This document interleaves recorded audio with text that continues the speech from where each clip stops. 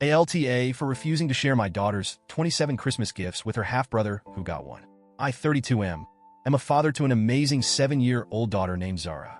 She's my pride and joy, the light of my life, and honestly, I'd do anything for her. Her birthday also happens to be on Christmas Eve, which means every year I go all out to make her feel special. And trust me, this year was no exception.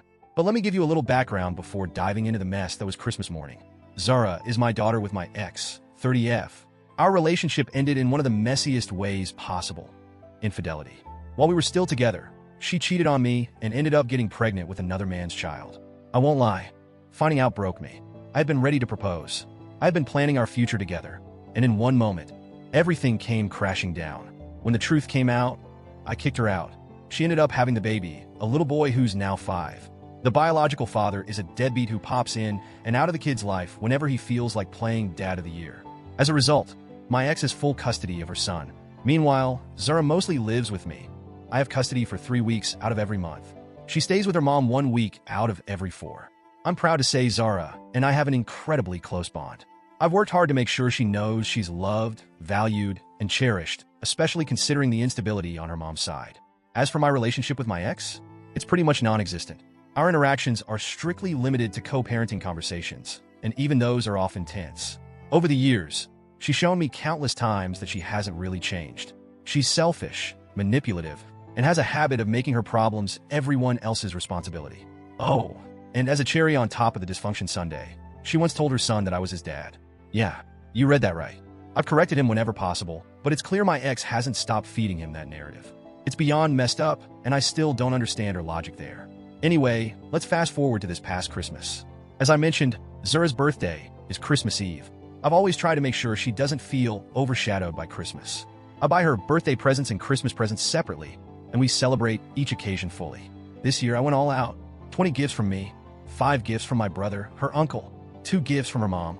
That's 27 gifts in total. They range from big-ticket items like a brand new bike and a Kindle to smaller things she had specifically asked for: a chemistry kit, new art supplies, and her favorite toys. About a week before Christmas, Zara told me something odd. She said her mom wanted to spend Christmas as one family this year. But when I pressed her, it became clear that it wasn't her idea, it was her mom's. My ex had tried to make it seem like Zara wanted us all to be together, but Zara admitted she didn't really care either way. I asked her if she'd be okay with it, and she said she would, as long as her brother didn't mess with her stuff. Apparently, he has a habit of grabbing her toys, breaking things, and generally being a typical annoying little sibling. They don't see each other very often, only during the 1 week a month that Zara stays with her mom, so their bond isn't particularly strong. I promised her I'd respect her boundaries. If we were going to do this one big happy family Christmas thing, her gifts would be hers and hers alone. So Christmas rolls around and my ex shows up with her son. Zara, bless her heart, is practically vibrating with excitement. She's bouncing around the house, shouting about opening presents, and honestly, it's adorable. We gather in the living room. There's a massive pile of gifts under the tree, all wrapped beautifully with Zara's name on them. My ex looks at the gifts and then at me, clearly puzzled. She asks, which ones are for my son? And I tell her, none of them. They're all for Zara.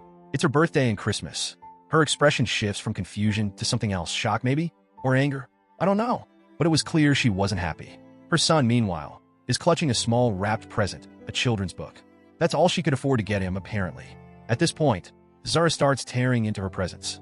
She's squealing with joy as she opens her new bike, her Kindle, and all the other things she's been dreaming of. My ex is just sitting there, seething quietly. Finally, she snaps. She asks me to step into the kitchen. As soon as we're alone, she starts hissing at me. How could you do this? How could you let Zara open all those gifts in front of my son when he only has one? I tell her calmly, these are Zara's presents. It's her birthday and Christmas. I'm not going to make her share her gifts. She accuses me of being cruel and selfish. She says I've created an unfair situation where her son has to watch Zara open gift after gift while he sits there with one book. Then she demands that Zara share her gifts, not just let her brother play with them. She wants him to open some of them. I shut that down immediately. I remind her of the promise I made to Zara. I told her these gifts were hers and hers alone. At this point, my ex loses it. Her voice starts rising, and she accuses me of doing all of this out of spite, to punish her for cheating, to humiliate her and her son. She calls me a sociopath, a monster, and a few other things I won't repeat here.